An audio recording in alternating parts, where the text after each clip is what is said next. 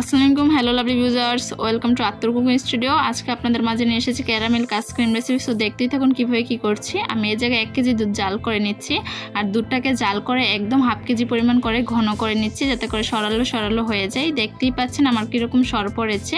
আর এই পর্যায়ে চুলার আঁচটা আমি মিডিয়াম হিটেই দিয়ে দিচ্ছি। আর এই জায়গায় কোনো আদার্স কোনো উপকরণ ইউজ করছি না, যার দুধটাই আমি জাল করছি। আর দুধটা জাল হওয়ার পর এটা ঠান্ডা হতে দিয়ে দিব। আর এখন আমি এই জায়গায় যে ক্যারামেলটা আছে সেটা তৈরি করব। ক্যারামেলের জন্য আমি একটা পাত্র 1/3 কাপ চিনি নিয়েছি। আর অবশ্যই এই পর্যায়ে চুলার আঁচটা হাই হিটে দিয়ে দিবেন। হাই হিটে দিয়ে আগে পাত্রটা গরম করে তারপরে চিনিগুলো দিয়ে নেবেন, তাহলে ক্যারামেলটা করতে সুবিধা হবে। আর ক্যারামেলটা খুব ভালোভাবে নাড়াচাড়া দিতে থাকবেন। আর যদি হাই হিটে দেওয়ার কারণে চুলার ক্যারামেলটা খুবই তাড়াতাড়ি হয়ে যাবে।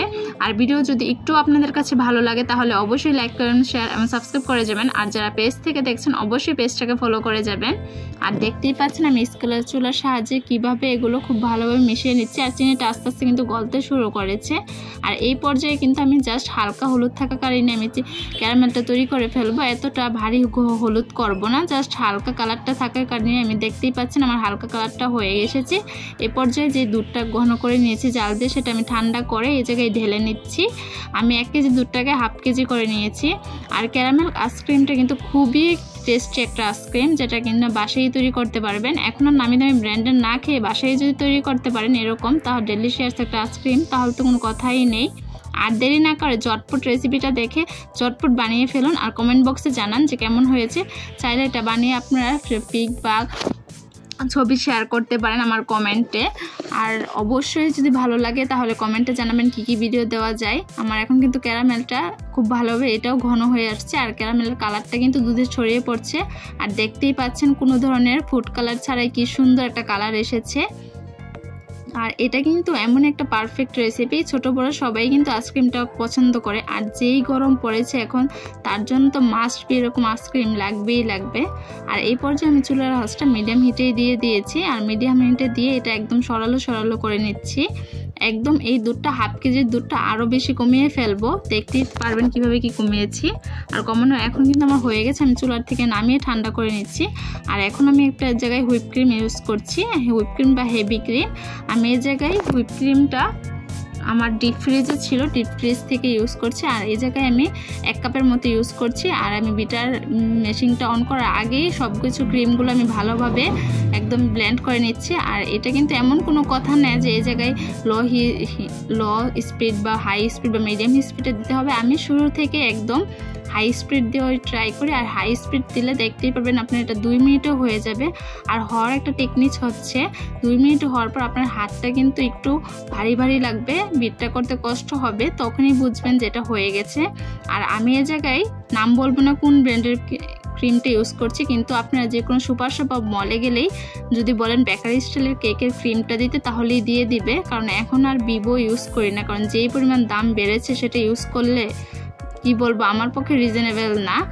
আর আমি জানি যেহেতু আমার পক্ষে রিজনেবল না, সবারই পক্ষে রিজনেবল না, কারণ এত যদি হাই রেট হয় তাহলে তো এটা আনা মুশকিল। আমার এটা কিন্তু বিট করার পরে দেখতেই পাচ্ছেন আস্তে আস্তে কত সুন্দর হয়েছে। আর কি কি রেসিপি চান জানাবেন, ইনশাল্লাহ আমি আমার সাধ্য মতো ট্রাই করবো দেওয়ার।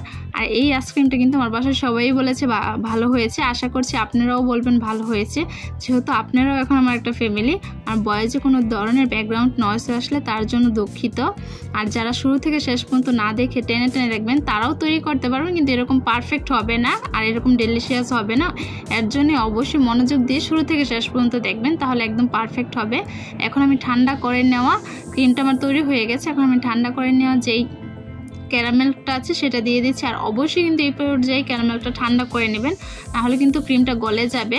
আর এখন আমি আবার বিটার দিয়ে খুব ভালোভাবে বিট করে নিচ্ছি। এই জায়গাও আমি হাই হিটেই করেছি, কোনো নর্মাল বা কি বলবো যে লো স্পিডে করিনি, আমি সবসময় হাই স্পিডেই করেছি। আর এটা কিন্তু এটা কেকের ক্রিমের তুলনায় এটা অনেকটাই হালকা হয়ে থাকবে। দেখতেই পাচ্ছেন এটা কত হালকা হয়েছে। আর আমি বিটারের সাহায্যে 2 থেকে 3 মিনিট বিট করে নিয়েছি। আর আইসক্রিম দিয়ে কিন্তু বাসায় যে কোনো ধরনের ডেজার্ট তৈরি করতে পারেন। তার জন্য অবশ্যই জানাবেন যে কী কী ডেজার্ট চান, আমি দেওয়ার ট্রাই করব। আর আইসক্রিম হলে নর্মাল ফ্রিজে কিন্তু অনায়াসে এখন হয়ে যায়। এখন কিন্তু আমার এটা তৈরি হয়ে গেছে, এখন আমার ডালার পালা।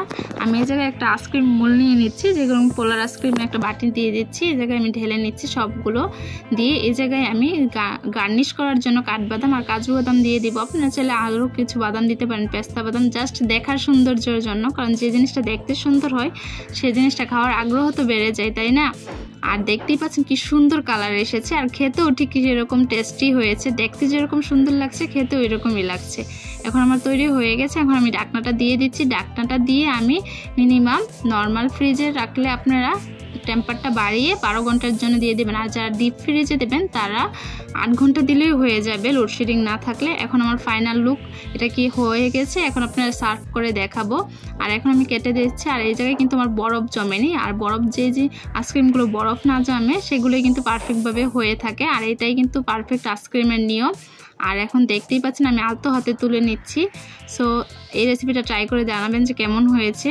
সবাই তাহলে আমার ফ্যামিলির জন্য দোয়া করবেন, আমিও আপনাদের ফ্যামিলির জন্য দোয়া করি। নতুন কোনো এপিসোড নিয়ে আপনাদের মাঝে বা নতুন কোনো রেসিপি নিয়ে আপনাদের মাঝে হাজির হব। সো অবশ্যই চ্যানেলটাকে সাবস্ক্রাইব করে পাশে থাকবেন আর পেজটাকে ফলো করে। তাহলে আজকে এতটুকু বিদায় নিচ্ছি। আল্লাহ হাফেজ।